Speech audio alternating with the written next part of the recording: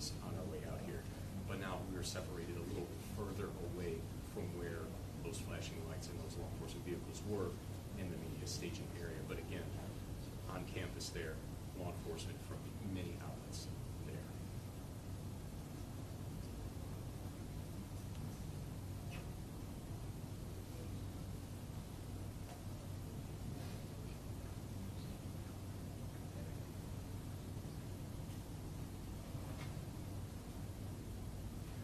A lot of people sitting in their cars. When I did pull up on campus for the first time, there were a row of multiple cars of people looking at where law enforcement had those certain roads blocked off. Again, as I mentioned, they were just moving traffic along, but in some other businesses, across from those roads that have the halls, that have the dorms on them, people just sitting in their vehicles, just watching and looking for some answers there at that time. But again, at this point, that was maybe an hour and a half ago, but I can guarantee that law enforcement is just as present on campus there at this time. And again, we are standing by for that update. We were told that we were going to have one in about 20 minutes from midnight. That one was supposed to happen at midnight, but again here, about 20 minutes later, we are standing by, waiting for the latest information there from police.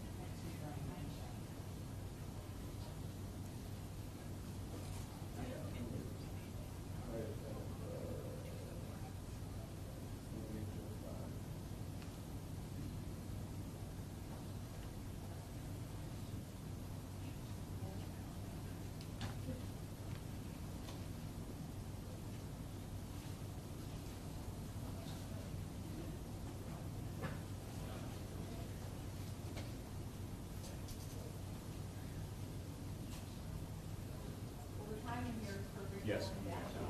Hey, take the shot. Take the shot. They're coming out right now.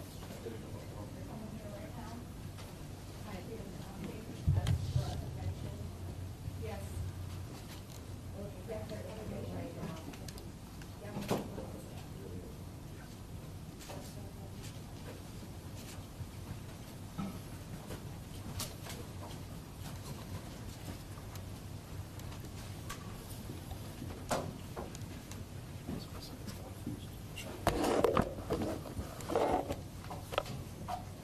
We're going to go ahead and get started. Good afternoon, or good evening, excuse me. I'm Marlon Lynch, Vice President for Public Safety, Chief of Police here at Michigan State University. Tragic series of events that have occurred here this evening. We've had a tremendous amount of support from our community, to include our law enforcement partners who are here with me at the moment as well. Standing at the far right, we have Ingham County Prosecutor John Duane. Next to him, we have Sheriff Scott Wigglesworth, Special Agent in Charge of FBI, Jim Taraska, and you've already met Deputy Chief Chris Rosman. Wanted to thank you for coming to share us as we update our community in regards to tonight's events. We will get directly to the most recent update with that, and then we'll have comment and questions.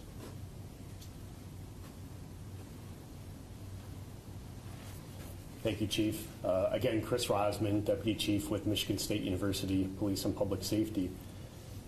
So we start tonight by sharing an important update, and that update is the suspect in this incident was located outside of the MSU campus, and it does appear that that suspect has died from a self-inflicted gunshot wound. It is confirmed that he is deceased.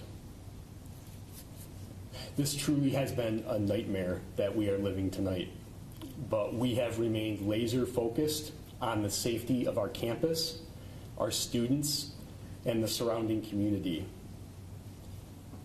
We are relieved to no longer have an active threat on campus, while we realize that there is so much healing that will need to take place after this. Again, to reiterate the update, there is no longer a threat to campus. We believe there to only be one shooter in this incident, and there is no longer a need to shelter in place on campus. There is no longer a threat on campus. We are sad to report that there have been 3 confirmed fatalities. This is in addition to the 5 victims who were injured and transported to the hospital. Some of those 5 victims still have life-threatening injuries. Out of respect for the families, and while we continue our active investigation, we cannot confirm any personal information about any of the victims at this time.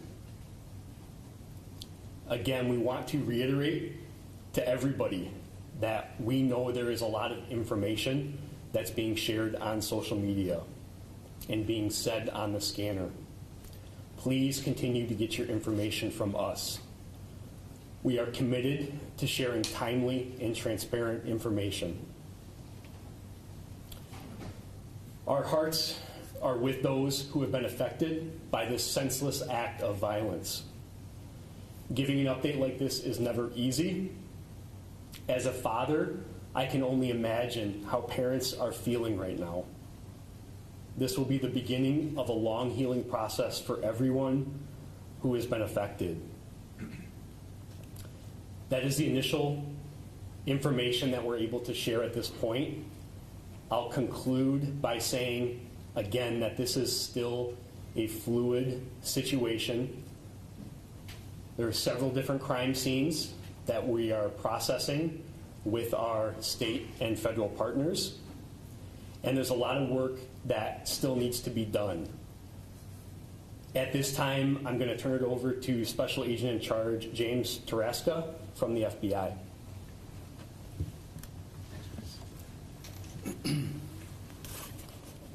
Good evening. I'm Jim Tarasca, Special Agent in Charge of the FBI in Michigan. Our hearts go out to the victims, their families, and the entire community. I'd like to thank Chief Lynch for your leadership tonight and your partnership. This evening, FBI agents and our response teams joined our law enforcement partners to assist in investigating this horrific incident. We will continue to investigate till we are sure no further threat is posed to the public, which at this point, we're pretty clear it's not. Additionally, we will provide victim services to all students impacted by this incident. We're asking the public, in addition to the other numbers provided to call in for information, we have the 1-800-CALL-FBI number. Please feel free to use that to call in any tips. This is an ongoing investigation. We'll continue investigating throughout the night and likely days. So with that, Chief, thank you.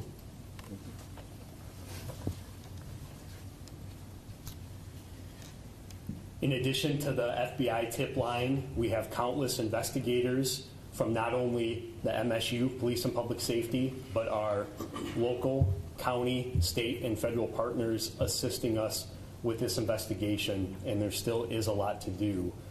I'm going to provide another 800 number and email address for anybody that may have any information that will help our investigators as we put the pieces together for this incident. That phone number, and we'll also share it on our social media, is 844-99-MSUPD. Again, 844-99-MSUPD. And our tip line is tips, TIPS, at police.msu.edu. Our investigators will continue to work tonight and around the clock to process the crime scenes and start to put the pieces together to try to understand what happened here tonight. At this time, we will open it up for a couple questions. I just want to say, please understand that we are sharing information as quick as we can. There's a lot that we don't know at this point. This is still dynamic, it's still fluid, and we will do our best to answer your questions.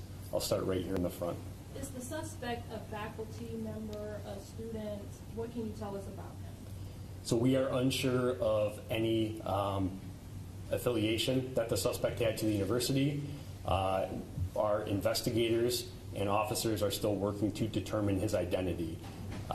Once his identity is determined, we will then look to what connection he may have had to our community here. But at this time, that's still part of our investigation. Just to follow up along the same lines, are the victims in this instance students? So we continue to work to identify the victims in this case out of respect for their families. As we work through the process, we are not going to identify or confirm if any of the victims at this point are MSU students. That is something that we are quickly working to determine, and that will be a priority for us. In the back. Can you describe if they're men or women for the victims? I actually don't have that information. All we can confirm at this point is 3 fatalities at the scene on campus and 5 victims that were transported.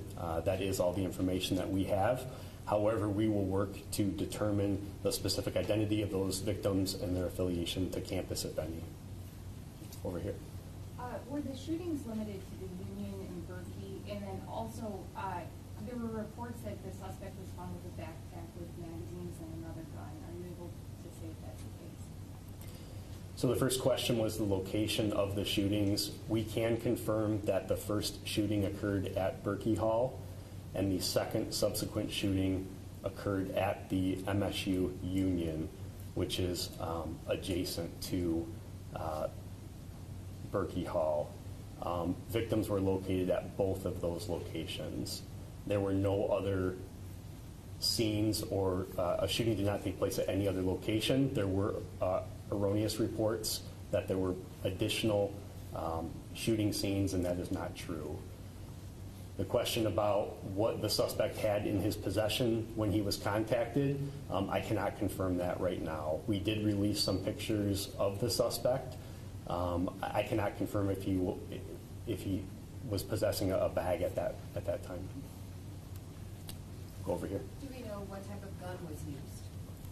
We do not at this point. We do not have that information. That will be part of this investigation in terms of what type of weapon was used. We do not have that information at this time. Our investigators are working. That's part of the investigation that we're putting the pieces together right now. Go over here. Do you have any information about what the motive was for this? We have absolutely no information right now on what the motive is, and I can't even begin to imagine what that motive would be. That will obviously be part of our investigation. I know that that is going to be a question that lingers on everybody's mind. We will do our best to determine that, but at this time we have no idea. How many law enforcement officers, agents assisted you in this entire incident? The initial response to the initial shooting was overwhelming. Every one of our law enforcement partners in Ingham County responded to the scene, and additional counties in this area showed up along with our federal partners. I'm comfortable saying in the hundreds. We had hundreds of law enforcement officers from university, local, county, state, and federal from the mid-Michigan area that descended on campus today in a coordinated effort to resolve this incident and secure our campus. In the back, News 6. Do you know where the MSU president is, and do you know why we haven't heard from her? I don't have that information right now. My understanding is that she is returning to campus, and has been briefed on this incident, and I can only imagine what she's feeling at this point. Our focus up to this point has really been on the safety of our campus and the public safety operations at hand. And we have briefed not only our president, but our executive leadership team every step of the way. In addition to that, we activated our Emergency Operations Center and put our plans in place that we have planned for an incident similar to this. We initiated those plans, and part of the reason that it was as smooth on our end as it was in this tragic situation was because of the pre-planning, the emergency plans, and the training that we do countywide for responding to active violence incident. In the back, great. Can you confirm how many fatalities and injuries there were at each shooting location, and how many people were at those locations when the shooting started? Sure. The question was how many victims were at each shooting scene. I unfortunately do not have that information. Out of an abundance of transparency, I can share that 2 of the fatalities were at Berkey Hall and 1 was at the MSU Union. The other 5 victims, I don't have the specific locations where they were. We also don't have specific information on how many students or people were in those buildings when the shooting occurred. I do know that there were students in those buildings. I don't have a specific number. I want to commend the students and our community on how they reacted when we sent out our emergency messaging, instructing people to shelter in place, to run, hide, fight. Our community listened, and that's why a lot of folks in those buildings were able to escape, is because of following our instructions. I'm going to go over here in the back. You talked a lot about the collaboration, the massive response. What led you to this guy? How did you find him? So I actually don't have that information right now. The update that we provided about the contact that we had with the suspect off campus was very fluid and dynamic and occurred right before coming in here today. So unfortunately, I don't have that information on what led us to his location. He was contacted by law enforcement, and he was contacted by law enforcement off campus. I cannot confirm that location right now. That scene is also being treated as a crime scene and is being investigated as we speak. We may have additional information to share relating to that in the future. Tell you what, over here, go ahead. The 5 victims, are all of them still in critical condition? Are some in stable condition? What's the range of their condition right now? So we do not have a current update on the 5 victims that are at the hospital. I am aware that they experienced life-threatening injuries.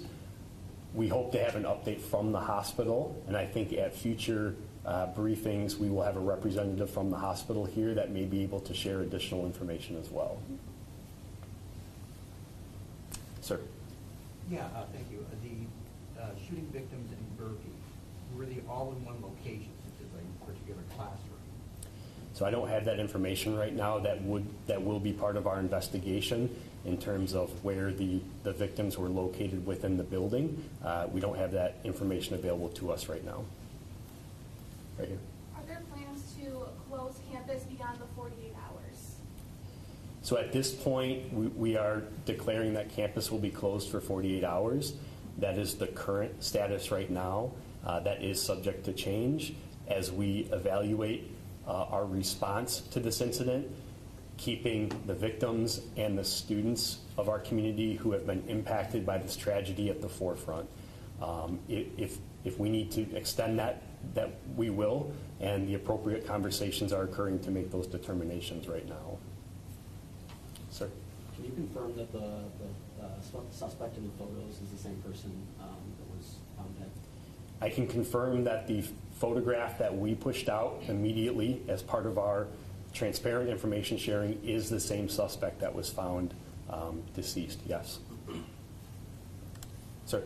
Just so I'm clear, can parents come to the campus now to pick up their students, and can students leave the campus? Yeah, so we have lifted the shelter in place. That communication was sent out during this conference.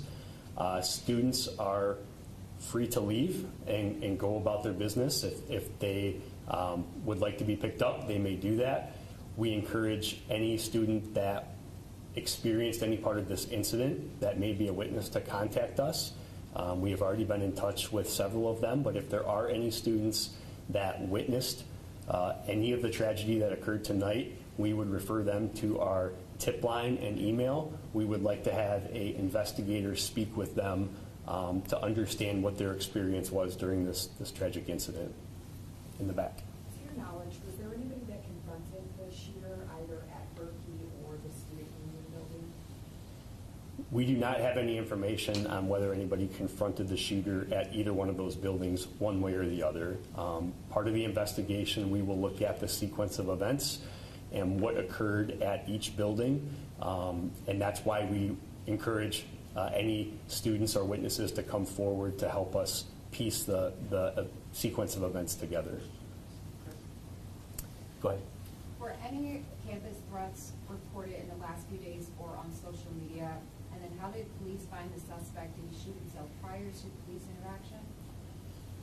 So we have not received any threats to campus in the last several days or before this incident. We have not received any threats to our knowledge. Obviously, our state and federal partners are constantly monitoring different sources to provide information to us. And to my knowledge right now, we were not aware of a threat before this. What was the second part of your question? How did you all stop the suspect? Did he shoot himself before he made contact with you guys? So I don't have the particular details on the encounter that happened when law enforcement confronted the suspect off campus. That will be part of our investigation as well, but I don't have the specific details of how that incident transpired. What was the first time that the call came in? The first report that we received was at 8:18 p.m. 8:18 p.m. We responded in force.